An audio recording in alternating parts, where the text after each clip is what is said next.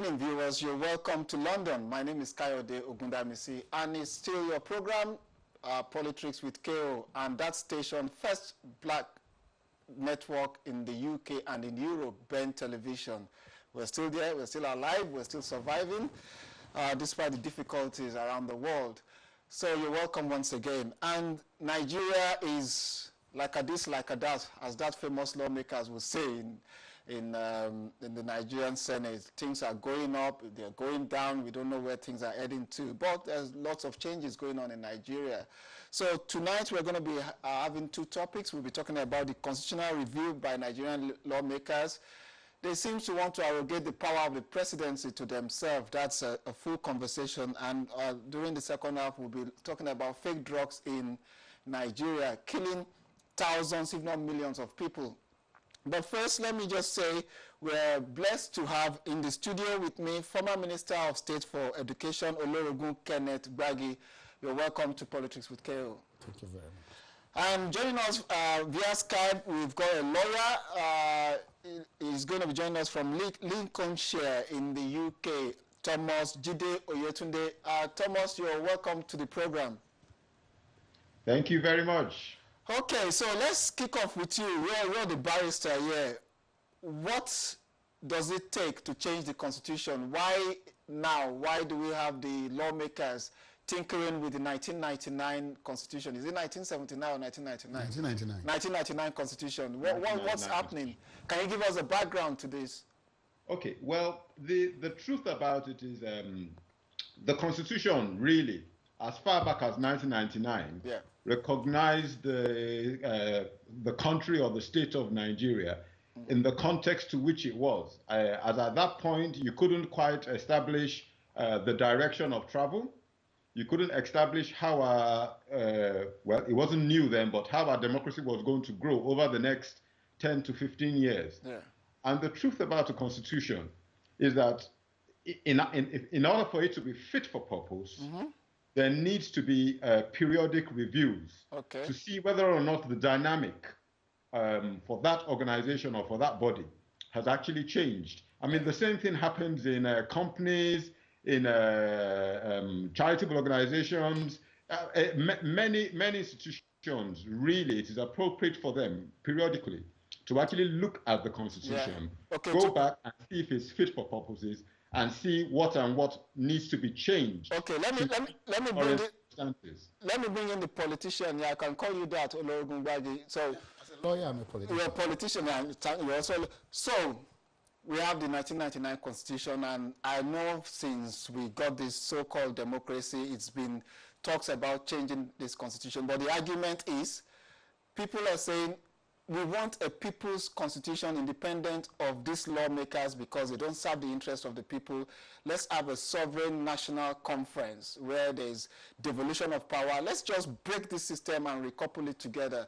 Why do we have to rely on these lawmakers when they are seen as part of the problem? Jide, thank you very much for inviting me to this program. First and foremost, you cannot put something on nothing.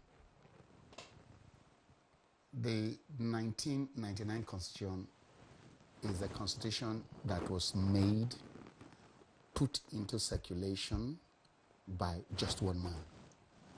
He added or removed, added what he wanted in his own perception, he himself not being a lawyer, not the people contributing to what he has done, except a small clique of committees of his friends and trusted to draft what is today known as the Constitution. Can we have the name of this individual? No, Abdul Salami was the one who put this Constitution back, and in a hurry for politicians to take over governance of the country, he, Abdul Salami, with so much in his plate and wanting to run away quickly, hurriedly put something together, tagged it Constitution, and foisted it on the people. Yeah. So to that extent, it is not a constitution deriving its powers from the electorate, from the masses, from a plebiscite, and by extension cannot be representing the interest of the collective divergent views of the people of Nigeria. Okay, taking it from there, let's look at the specific. Jide, I don't know if you're following it. The most controversial one is the lawmakers. They want former Senate presidents and former head of the House of Representatives to also be members of the Council of States to join former head of states. That is one. And they're talking about immunity from for whatever they do as lawmakers. Even though they've got that in their rule books now, we don't have the details of that. Are there specific stuff that you see in that we should be wary of in these so-called amendments being made by the lawmakers? Well, there's a large extent to which we need to understand that Nigeria, despite being 60 years old, is definitely still a growing nation. And it goes without, from my perspective, in my opinion, it is quite right that we get former leaders of the country and not lose their perspective and not lose whatever experience. I mean, this is not necessarily an endorsement of our past leaders, but this is a recognition that they must have learned something in terms of the running of Nigeria and the unique problems that we have as a nation. So to that extent, it is probably a positive step to allow them some position in terms of being able to move Nigeria forward. If you remember when during the last election, when we were coming to this crisis point, was Goodluck going to handing or not or not handing when it was clear that he was running fairly losing the election? It had been rumored and that it was really previous leaders who all met and persevered on him or persuaded him to do the right thing. So whereas I'm not necessarily one who says that previous leaders should always be in the forefront. In fact, I'm an advocate of we need a new set, a new crop of younger leaders. But it is also still important to sort of, maintain some of those people who've actually sat in that chair previously, who understand the games, if you want to call it that are played by the geopolitical areas in Nigeria and use their experience positively. Okay, so to that extent, I think it's a positive step. Let me bring in Kenneth Gbagi here. Now, we have former presidents and head of states, members of Council of State. Why do we need to include former Senate president and former chairman, head of House of Representatives? Put it this way. I think we are hurriedly getting into a boxed corner of irresponsibility. First and foremost, former heads of states who are members of Council of State are designed by the Constitution, and they belong to the executive branch of doing things or implementing the laws emanating from the legislators. Now, for the legislators to want to jettison or after losing elections or no more senators or speakers of the various houses, as the case may be, now coming to participate in the functions of implementation of those laws that are coming from the Senate and the House of Representatives, to me, it's a duplication. Number two, they are trying to participate or have these two sides of their knives, having left the houses of House of Representatives as speakers and senators or Senate president to come and participate in the implementation of what is coming from. To that extent, I see them trying to usurp the powers of the executive. Clear separation of power. They are lawmakers. These are executive that implement the law. So to that extent, I think it's a very selfish situation and will not stand the test of time. Are you worried? I am curious, and actually, are you worried about this new provision of immunity? Lawmakers should have immunity for acts performed as lawmakers. Why would they need a new provision when they have rules that actually protect them for whatever they say in Parliament? Between you and I, sir, the issue of that proviso of immunity to me goes to nothing. It's a repetition. They've already had that. I don't see anything new that what they are trying to introduce now, as opposed to the major problems we have, if I may have your permission. Now, there are plaguing situations in Nigeria. There are things that the people of Nigeria are looking for. Let me take the single issue of the judiciary. The judiciary is the third arm of governance in Nigeria. Very critical. But for the judiciary, would have gone into a state of anarchy. Now, nothing is said. If you take Britain, for instance, today, the Chief Justice of the Supreme Court here is 73 years old. Nothing was said about the extension of the years of judges, for instance.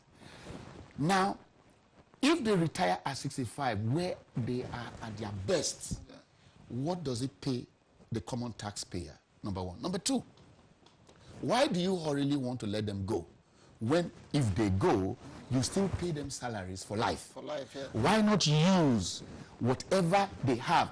For that, some of them who want to, opt to retire, it's okay. But as a rule, the country will benefit more if you were to allow them to go up to 60, up to 70, 75, all the way. Yeah. Now, you have courts. If you take the totality of all the high courts in the country, there are about 400 right now. All the cases coming from those 400 courts goes to 16 jurisdiction court of appeal. Yeah. Now, all the cases coming from those 16 jurisdiction goes to the Supreme Court, one Supreme Court. For God's sake, I would have thought the lawmakers should be thinking about a true situation that brings peace and so-called to the 170 million Nigerians we have by first breaking the Supreme Court into decentralized, into regions, for instance. Yeah. We have 6 geopolitical zones now, for instance. What is wrong if they had come up with a more serious amendment that will affect the entire cliché of the country by producing regional Supreme Courts? Okay, and if you are not satisfied with the regional Supreme Court, let me just add something into that issue of the judiciary. Yes, please. You see, I personally think that the idea of retiring people beyond a particular age actually is a positive one. We need to recognize that we have 170 million Nigerians. That's 170 million opportunities. Yeah. When it comes to the judiciary, yes, there are the what you would call the, if you want to call it, the more appealing issues of, oh, what did this judge decide on this particular case and what did he decide on that particular one. There's a secondary issue which is literally about the measure of performance. Yeah. And the truth about it is, whether we like it or not, the older you go, the less active you are in being able to actually see things through. I, as a lawyer, know this. Routinely, you go to court, judge is off sick, there's this adjournment for a whole range of reasons. I am certainly not one who writes people off by age, but I think it is really important that as people get to a particular age, we begin to have, one, a de facto system which says, you know what, if you're at this particular point, you probably need to prove your ability to actually do that function. It's almost like the driving license. It's probably a good idea to say, actually, by the time you get to a particular age, we need to retest you to see whether or not, you're still compos mentis in terms of driving a car. Okay. How much more judiciary decide issues? Let me point you out to one that people seems to be happy about, especially young people, is the decision by the Nigerian Senate to reduce the age of being elected into public office. That seems to get a lot of kudos from Nigerians. It's about time. I think now they say you can... Absolutely a positive step. Yeah. You see, the nature of Nigeria means that there is one thing for something to be written in law. It's a second thing for the dynamic of politics in Nigeria to even allow those young people to come forward. So, whereas what is important, in my opinion, about Nigeria is to recognize that certainly we have flaws, certainly we've had issues in the past. We're never going to actually simply, put a gravel down and simply say from here on in, Nigeria suddenly changes. we're going to move in a gradual step. And what we're seeing the legislature do is introduce things which are positive. Now, I totally agree that some of them are probably debatable. That's the whole issue about why it's in the legislature. That's part of their function. It is to debate the pros and cons. There's an interesting one further down about 35% women appointments to ministers. You know, that was chalked out. The issues of whether that is positive or not. All these things. What's important is that the legislature has now, seems to me, to be moving to a point where they're trying to begin to debate and legislate those issues that are germane to changing Nigeria's course. And for that, we need to give them a positive. On changing Nigeria's course, Kenneth Gbagi, you mentioned one fundamental thing, and that is the issue of the 1999 Constitution is a one-man imposed document with some 12 wise men and women. I've always said that. But an opportunity to critically look at the foundation of Nigeria, devolution of power. The Senate dismissed it, which is the principal campaign of the APC, that they were going to decentralize power. There's too much power in the center. Why, in your opinion, do you think the Senate seems to be more interested in the status quo as it is? Taking cue from what my colleague, a lawyer, just said, that the Senate had done so much, I'm particularly very worried because a number of the issues the Senate had touched, with greatest respect, one or two are positive. However, will they see the light of day? For instance, the financial autonomy of the local government. The governors in the country will obviously shut it down. The houses of assembly belongs to the governors. But having said that, because because at least this bill must have 2/3. It's an exercise. The State House of Assembly is an exercise that they have kick-started hurriedly for some reasons, which we'll look at later. However, whatever they have done has not become law. They will still have to carry 24 of the entire states of Nigeria to agree. 24 out of 36. Out of 36 to agree to what they have proposed. That, I can tell you, will never happen. But having said so, we have issues. You and I know. Look at the exercise of going to change the name force from the police to Nigerian police. To Nigerian police. There are critical, talking as a criminologist, there's a critical problem in the country where you have a policeman posted from Niger State to Delta, and he goes there with all the powers that he has, turn the state upside down, do what he wants, under the pretext that he's waiting for instruction from an Inspector General of Police who most probably have not been to Delta State, for instance, all his life. What does he know? How would he run? Why have we gone to it? If they had gone, for instance, say, police dissolved into state police, federal police, state police, and local government police, which is part of the fundamentals. And Jide, that's actually a legitimate question. Like, why would you concern yourself with the name of the police when there are critical issues such as creation of state police? Because in Borno, when I visited Borno, the local vigilantes are already helping. OPC rescued the police in Okorodu last week. Why will the Nigerian lawmakers, just busy themselves with changing the name of the police force and not the institution itself? The issue about, if you want to call it government, it is never usually an either or. It could be this and. So I absolutely agree with that. I am certainly one who feels that Nigeria would be served better by the devolution of these particular powers and actually the creation of those states, just for very practical, logical reasons on ground, which we won't even cover. Having said that, branding, is probably important. And it on some scale, I'm not saying an absolute, on some scale, when you see some of things coming out like this from government, it begins to make you feel that possibly more and more professional people, even branders, maybe branders are beginning to get a foothold in government. And I wouldn't necessarily see that as positive. The Metropolitan Police here have done exactly the same thing. People have gone through, is it a force? Is it a police? Is it here to help? Is it here to, enforce?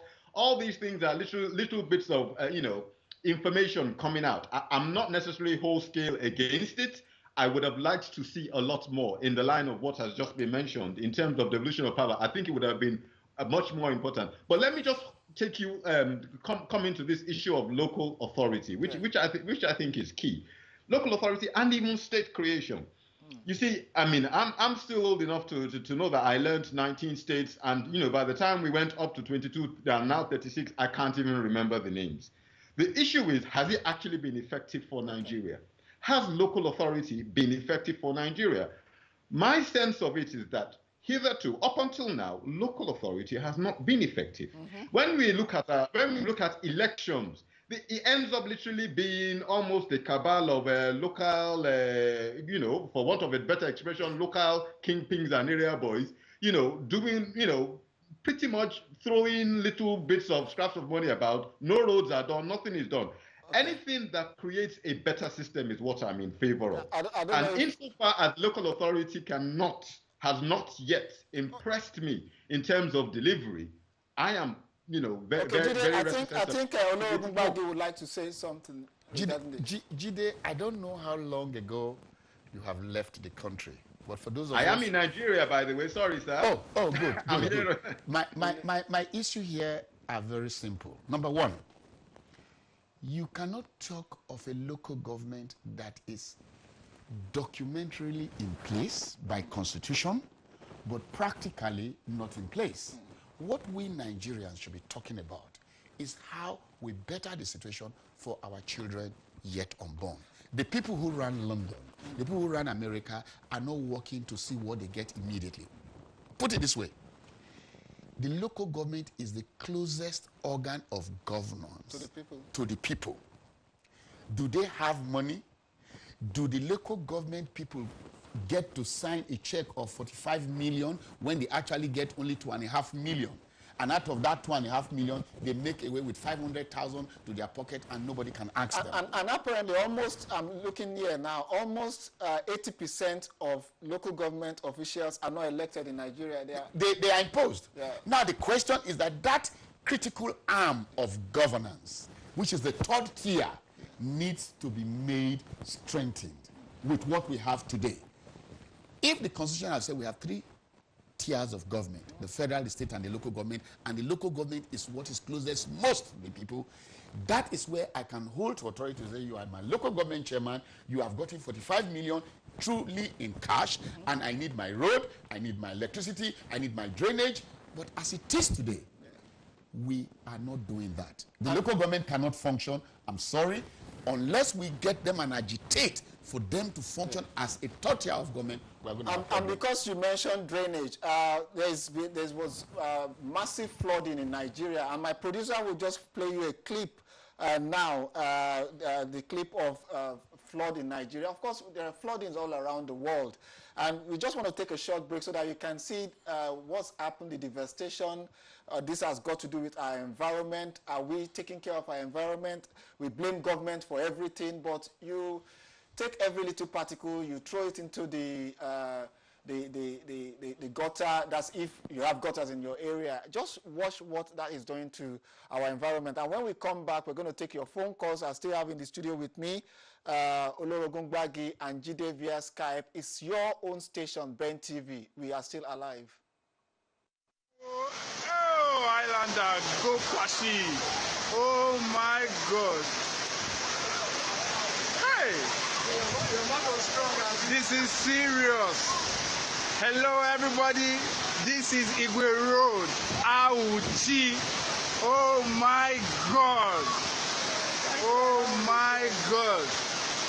Hey. God.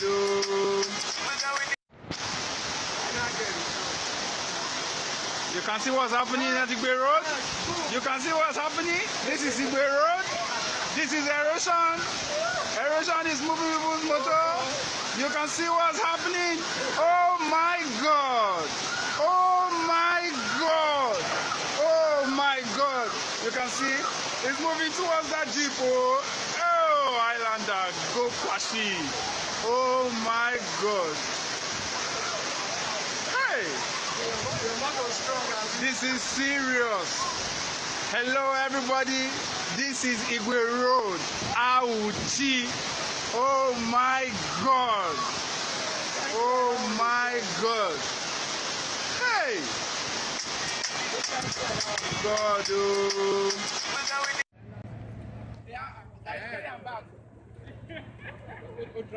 Carry him back.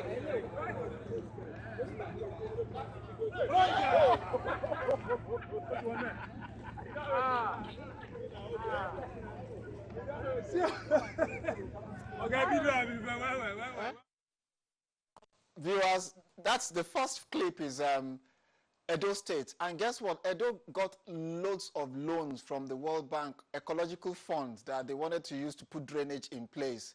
And the other segment is Lagos State. That's actually Ikoyi, Victoria Island, where the high and mighty in Nigeria lives, you know, the big men and women, and that's flooded. But I want my producer to actually look for a clip. It's a Eco Atlantic City. Now, the argument has been that the rich, when they destroy where the poor live, they want to create a fresh island, you know, a way, you know, reclaim water. And some scientists are saying that actually when you reclaim this water, you actually drive them back into the land. So before we come back to this, we quickly watched Eco Atlantic City, what they are doing to reclaim.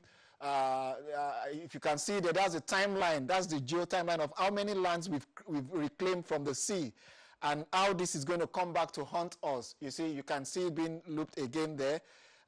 You see a whole lot of water is being reclaimed. They are building a new set of island for the sea, and we are buying the vast lands that is available for development.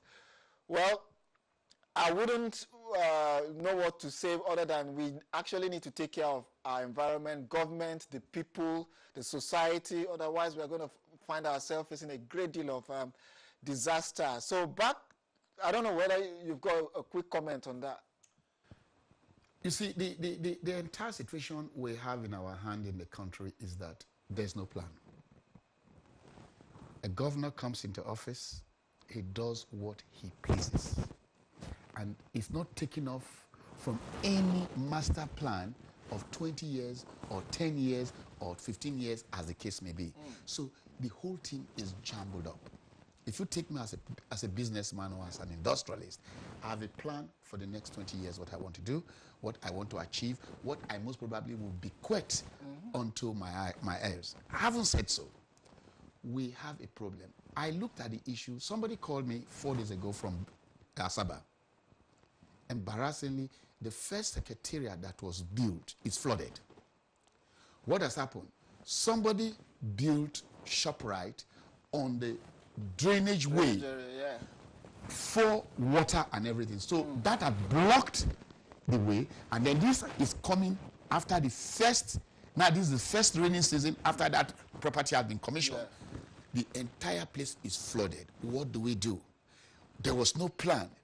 If you take a typical construction in anywhere in Europe, you have your drainage, you connect through the drainage, you have your walk path, you have your road path, but everybody who has power comes and take over what he wants to do. And at the end of the day, poor people suffer. And Jide, I know you've got experience in this because you also, in your role, you also deal with estate managers. And in terms of planning, are there laws in place, and are people just violating these environmental laws as they please?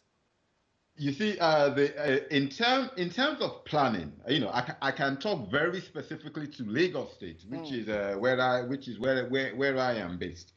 What I will say is this: Nigeria is that kind of place where they actually do have laws and do have officers. The question is, how effective are they?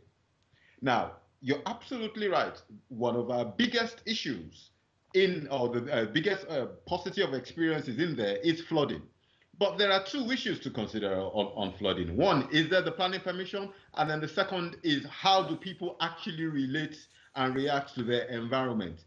The two are working together to create all these issues. Certainly, there are planning permissions. There are proposed streets. There are proposed lines, walkways, throughways. You know, but the truth about it is people simply, ignore these things, ignore these areas, And then those agencies, particularly the third-tier agencies that we were looking at, actually don't take up their role in terms of properly ensuring that people are not building on walkways, on gutters, and so on and so forth. And therefore, you end up in a flooding situation. Okay. So it is. I think what we need to do is it goes back to one of those things where we say certainly our government needs to do more, but we as Nigerians, you know, if we don't take up that mantle and begin to take responsibility for our environment and for our actions, and that goes to both at a local level, you know, do you allow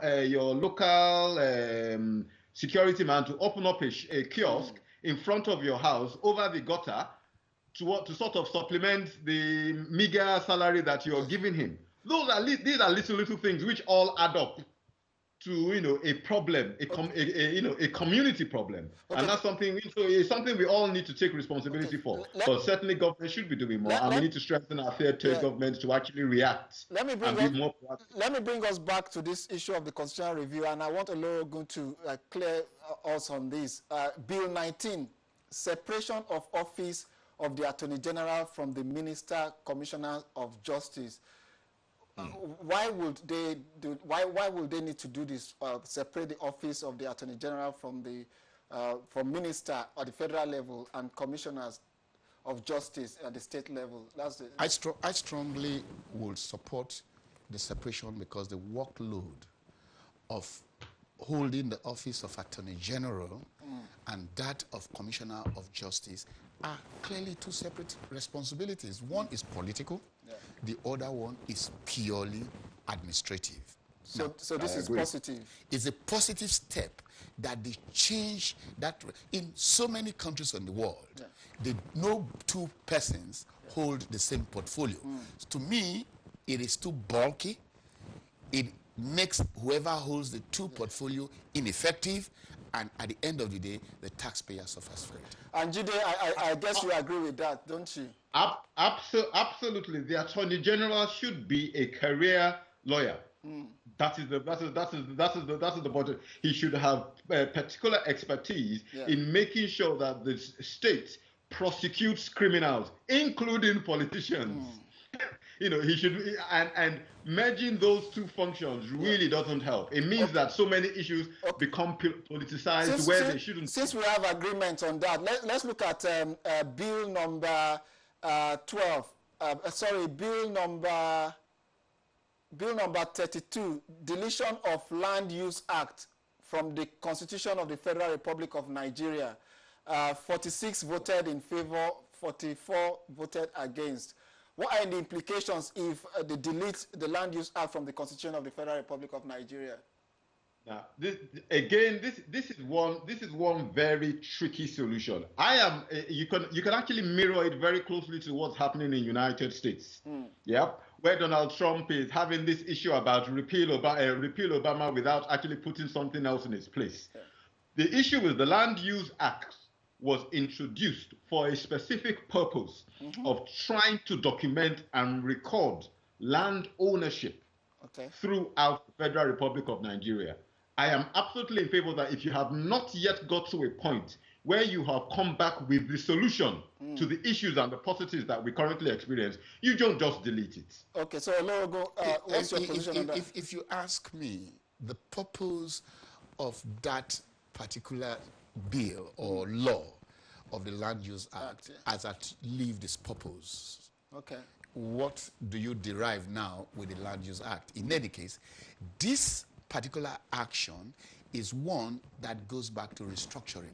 Leave the people to take hold of what is theirs. Give them autonomy over what they possess, over what God has given to them. Let an Ondo man manage what Ondo has. Let an Ondo man manage his cocoa. Let a Jesse man manage his rubber. Let an Akwa Ibom man manage the product. You see, this. So since we're a federation, let the federation unit. Let the federation unit. For God's sake, what is the fear? If you ask me, why hold on to what is not yours? That's where the Land Use Act. I'm sorry, sir. Just to cut in there, the Land Use Act does not, in any way, shape, or form, debar local communities or local states or persons who actually own land of actually taking ownership from them. It was about registering your interests. What then is the purpose of the Land Use Act? From an administrative function, yes. It was about registering your interests. And the truth about it is, if we do not document who actually owns the land use act, even in its most basic terms, seemed to give all the land to the government. But that wasn't what the issue was at all. It was about registering your interests. If I just quickly respond, Jide, what stops in the United States of America? Do the federal government go to Chicago to record and monitor the land? You see, this fear of holding everything like a king who does not want to devote power to his children, it's where we have our problem. What is wrong in every local government? Registering the land in their local government. What is wrong in a state? Registering state land that belongs to state. Why should you put a land use act, which of course was brought by the military? The fear we have as a people today is that we have not been able to touch the kernel of our problem. A lot of these laws or constitution were brought about by military apologies. So and to that extent, we have not been able to do anything because we ourselves are not sure of a solution to the problem. And unless we allow politicians to run the affairs of the country, we'll be wasting our time. Okay, I'll quickly run through Bill 29, deletion of NYSC decree from the Constitution. Bill 28, authorization of expenditure time frame for laying appropriation bill. Now, I find this a bit crazy. 35% affirmative action for women as state commissioners. 61% voted yes. 35% voted no. But when it came to the federal appointments, they voted the other way around. Jide, do you want to respond to this? Bill 11F. This is Nigeria. This is Nigeria typically. We do things based on effectively how we feel a particular situation is going to pan out, rather based on a principle or a policy. Yeah. You know, the issue about should we involve more women in government, I think is broadly speaking, every educated person would say yes, it's a positive. How do you go about it? You know, becomes a much more broader question. I think what was playing out there in the Senate was, rather than actually debate and discuss and agree what the principle should be, what they ended up looking at was looking at particular situations and almost coming up with what we would call a fudge. They fudged the issue. The issue is a principle. Do we want more women in politics? I would say we do. I would certainly go as far as saying one of the very first, the three top positions in Nigerian politics, probably one should be a female. I'd absolutely go as far as agreeing with that. Okay. So, you know, it was about trying to fudge an issue. But I think, by and large, the fact that we're actually debating having more women in politics, again, is a positive. Remember, 2 months ago, we failed to pass FGM. In the Senate. In the Senate. So, you know, I'm one for actually making, you know, trying to see that when something positive are happening, we should recognize it, but they fudged the issue. Let me put Olorogun on the spot here. So, Olorogun Gbagi, you were a former minister for state in education, and your fellow minister was a minister for education. Female minister. Rukayatu. Did you find any problem working with a female minister? In Nigeria, they see the minister as a senior minister. You probably disagree with that, but did you have a good working relationship? And on the issue of 35% affirmative action, Nigeria is a signatory to international assent. Why can't we? Why is the Nigerian? Why do you think the Nigerian lawmakers would vote that? I do not see any country where you sumo to put a percentage by law that this percentage belongs to women. Again, you are making a mediocre... Except in Rwanda. In Rwanda. Yeah. You are making nonsense of the whole process. In fact, it's an insult. We went to school with women. There are some women who are far more brilliant than men. Okay, so leave the women to evolve and become what they are by their own calling, by their own strength, without depriving them or deliberately stopping them from getting to where they want to go to. This whole attitude of making laws to protect certain failures or certain persons or people you consider weak for one reason or the other has negatively impacted. So I take it you oppose, because there are laws in the United Kingdom, and take it in America, where black and ethnic minority firms are given a percentage where they must include this group who are somehow deprived by the system. If you take statistics worldwide, I mean, I lived in the US. How has it actually helped to raise those so-called blacks or minorities beyond their level? It's all cosmetic.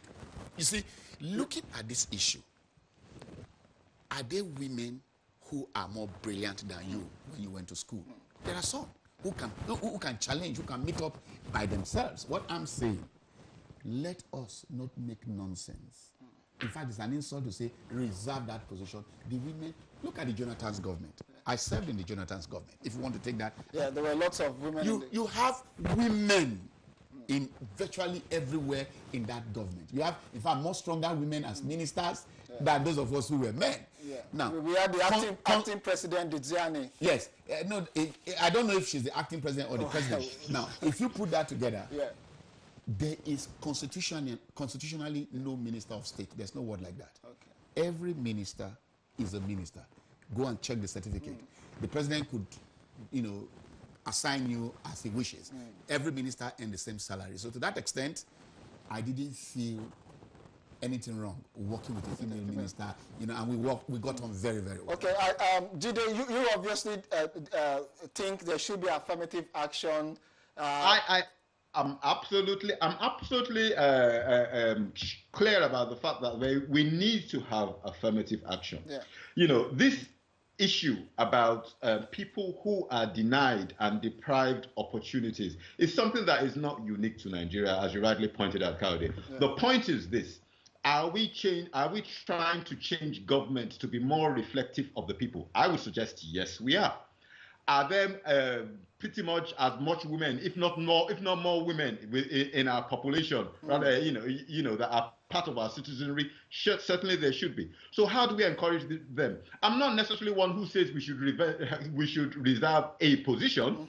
What we are saying is men would sit in a position whereby they call other men and other relations and so on and so forth, as we continue to see in government. And what we should try to do is make sure that we institute a process, which means that when you are looking for that remit of people who are going to serve in your government, who are going to be a part of taking Nigeria forward, reserve a percentage. I'm not particularly exercised about what it is, but in doing so, we will make sure that issues about FGM and women being sold into for childhood marriage and so on and so forth, which are not issues which are going to be resolved in one day, but we begin to gradually move them in the direction that they need to go. Okay. I will, before we go back to the last issue on the Constitution, because I also want us to speak on some other issues that are quite fundamental. Devolution of power.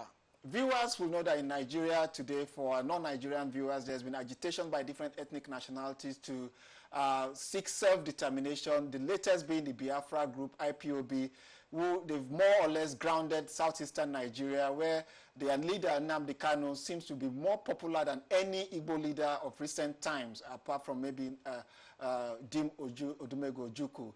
And the Arewa movement are there in the north, and in the southwest you have the OPC.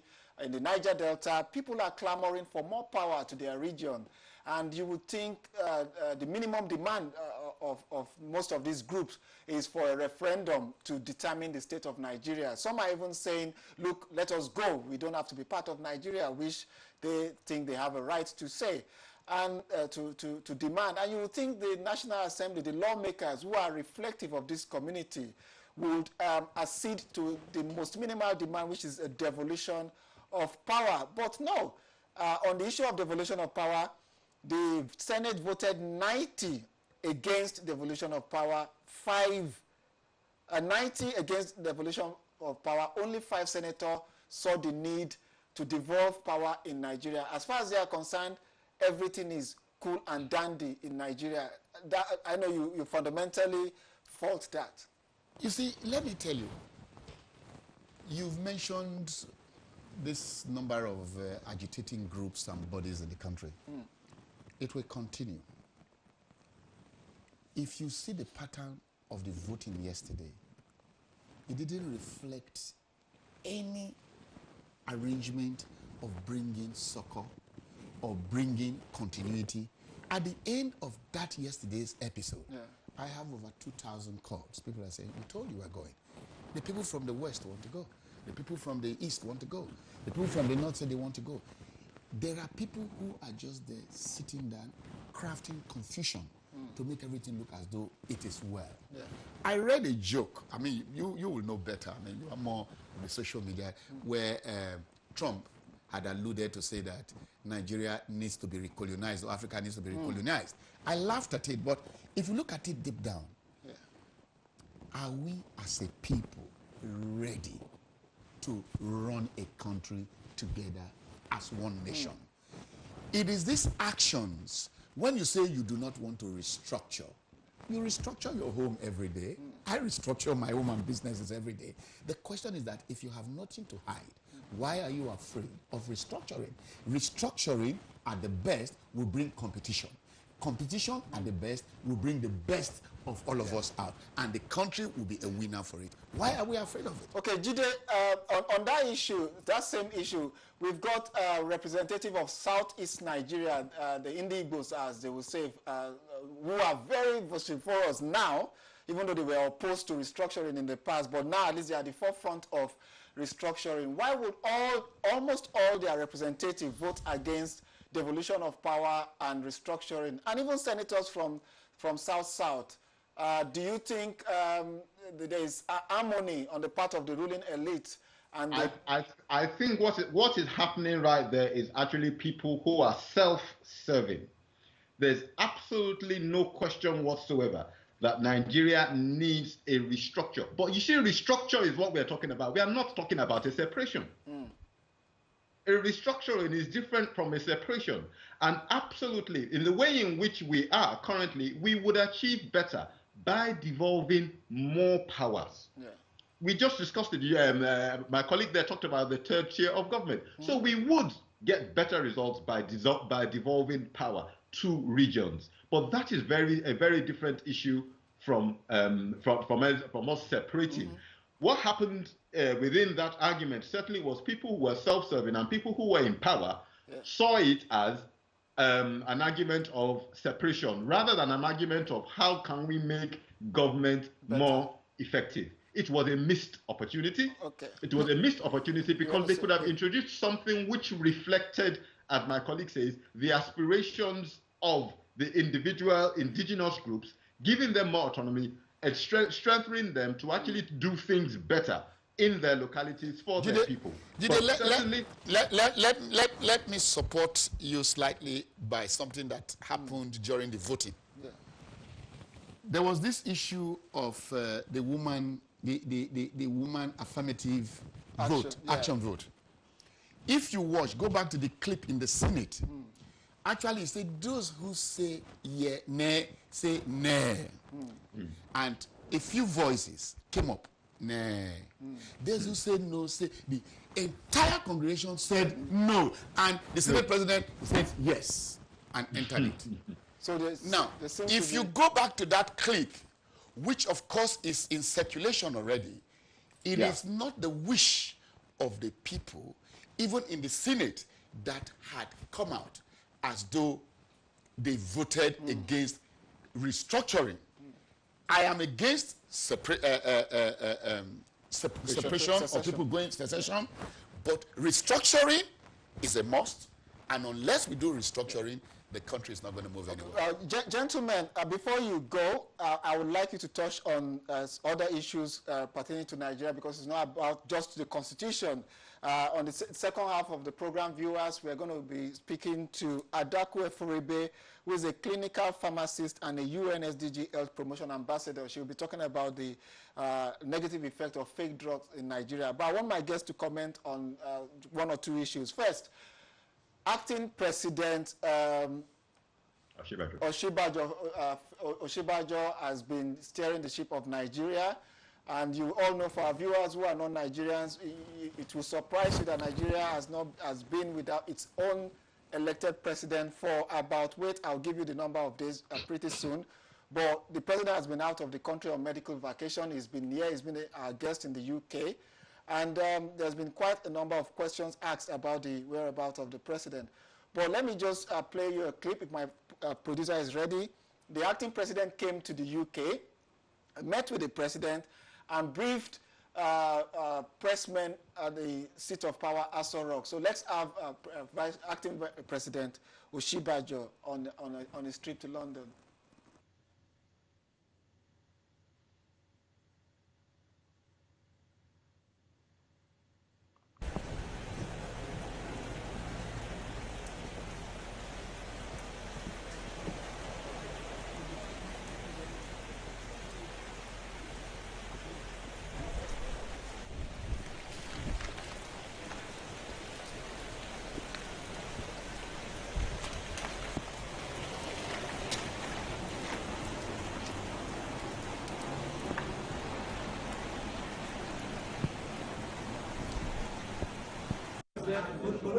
Nigerians are curious. What did you discuss with the president? Well, first, as you know, I went to see him to check up on him, find out how he was doing. I had, of course, been speaking to him on the phone, and I thought it would be a good thing to go and see him and, generally check up on how he was doing, and also to brief him on developments back at home. So we had a very good time, had a very good conversation on wide-ranging issues, and he's in very good spirits. He's recuperating very quickly, and he's doing very well. Your Excellency, can you tell us the state of health? Well, as I've said, he's in very high spirits. He's recuperating very quickly. We had a very long conversation. We spoke for well over an hour, and his humor is all there. He's doing well. Your Excellency, when is it due? I think very, very short. Very short. I think we should really expect him back very short. As I said, he's recuperating very fast. He's doing very, very well. Thank you, sir. Thank you. What are the issues? The report, the suspended SDF report. Okay, viewers, I can now tell you the time is 7:24 p.m. UK time. As they say, GMT is July 28th, Friday. As at now, as I'm speaking to you, Nigerian president has been away for 82 days, 00 hours, 25 minutes, and 7 seconds. He has surpassed Yar'Adua's absence from Nigeria by about 5 days. This has never happened before, Olorogun. The president has been away for 82 days, and this about trip or the two? About 26 on this particular trip. He's been away. This is a countdown. He's been away for 82 days, and as at now, 82 days, 26 minutes, 31 seconds. Now, put it this way: the whole issue of the president being out of the country for 82 days is again dated back to the bad constitution, which did not envisage a president being sick for this period, and decisions cannot be taken except by members of the executive council who was put in place by the president, and as such we have a lacuna in our hands. Nobody, you and I know, nobody, where I disagree with Jide here on the issue of the 70 years of judges, or 75 years as the case may be. Nobody prays to be ill. It's not anything anybody wished anybody. But with the situation we have on ground, whether the president is away for 82 days or 200 days will not matter if Vice President Yemi Oshibajo, who is a sound lawyer, one of the persons I envy and admire, does what he needs to do. Is it being overcautious? Does he have the powers to take decision and he's not taking the decision? Because whatever he does as acting president today stays and is part of the laws of the country. I am not too happy, as one who has looked at him with a lot of respect, that he's not running as fast. Does he have situations that are holding him back from doing what he needs to do? Are Nigerians ready, and are they supporting him with regards to what he needs to do while the president is recuperating before he comes back? Must we hold the entire country and the running of governance to a hold or a standstill because the president is sick? The answer is no. So to that extent, I'm saying Yemi Osinbajo have a date with destiny to run with what he's got. And Jide, your last word, especially regarding this, the absence of the president for 82 days. Does it feel, you're also based in Nigeria, are Nigerians feeling the impact, either positively or negatively, of the absence of this president for 82 days? And I will say this. Yeah. It's very strange that this situation is effectively a round two of a previous situation that we experienced. And the truth about it is, you really cannot compare round one and round two. Round two is far better. We have Professor Yemi Osinbajo in place, acting. Yes, I actually agree with my colleague there that in some circumstances, it might feel like his hands are tied, or at least he had one hand tied, and he's not quite running. So, as fast as we wanted to run. But I'm actually quite positive about it. And I'd say this, I am convinced that Nigerians elected President Muhammad Buhari on the basis of integrity. I think that was the core thing. It wasn't that anybody suddenly decided that, he had, he was suddenly going to come up with a burst of energy and change, the country around. It was about integrity. We suffered a situation where people felt the previous administration had lost integrity. So the core thing was integrity. And it so happened that he actually then put underneath him a very, very erudite and very positive, active, intelligent vice president. This man is actually doing, to some extent, in a strange way, I almost think it almost feels like a blessing. I'll say this very quietly. It almost feels like a blessing that we've had to have what is effectively a team play. Nigeria is never going to be turned around within 24 hours. It's going to take a few years of the right people in position. Now, I suppose if you now ask me, what are we going to do in the next term? Absolutely different question, absolutely different issue. But I am quite happy with the performance of the vice president, bearing in mind that politics is not something that you come in and you simply, order breakfast the next morning in your house, like as if you have nobody to consult. He is doing a positive job for Nigeria, as far as I'm concerned. Yeah, Jide, we want to thank you for coming on this program. Thank you so much for always being there for us. And the president's absence, Jide is saying, look, things are okay. We have an acting vice president who is acting president now, and we should be happy that he did the right thing. Yar'Adua didn't hand over. They had to almost bring his dead body back home to get Jonathan to become acting president. Should we take some positives from that? If you ask me, I believe that the president in a state where he is today has done his duty and responsibility as bestowed on him by the Constitution.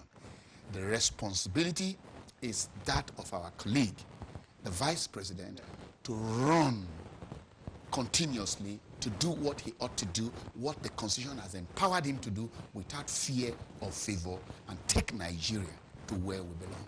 Olorogun Gbagi, Kenneth, thank you for being on this program. It's my pleasure to have you. Viewers, don't go away, because the second part is very key to our national health care system. Fake drugs flooded Nigeria many years ago, but it's high on the increase. The next clip you're going to watch is about video on drug trafficking in Nigeria. This video was shot in 2010, but it will amaze you that actually the crisis is multiplying. And we're quite blessed to have an experienced person in the healthcare system. She's a pharmacist, a clinical pharmacist, Adaku Eforibe. She's going to join us in the second part of this program from Sunderland in England. Don't go away. We shall be back soon. We'll bring you the news tonight on Dan Rather Report.